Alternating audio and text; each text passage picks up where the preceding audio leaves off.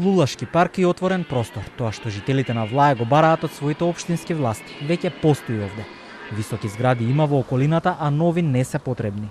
Ова е гласот на локалците кои веќе неколку пати се собираат за да дадат до знаење дека се против плановите на градоначалникот.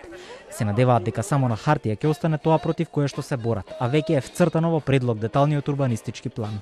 Значи нас тоа право ни се одзема со постојано зголемување на бројот на објекти кои што се за домување, со узурпација на јавниот простор, значи и на државното земјиште, наместо да се зголеми квалитетот и хуманиот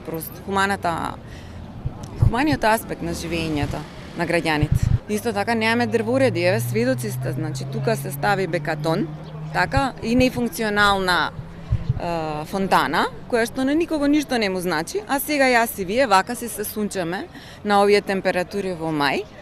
И денес исто како и пред 2 месеци, жителите од овој дел од градот даваат писмена поддршка на иницијативата на граѓанските активисти. Здружени под називот Манифест за борба на Влаје, веќе се собрани 1000 подпишани и поднесени анкетни листови во општина Карпош. Дали ќе има резултат од истите, останува неизвестно. Во топлите денови кои што предстојат, жителите на Влаје се прашуваат дали дрвијата или висококатници ќе им го кријат сонцето.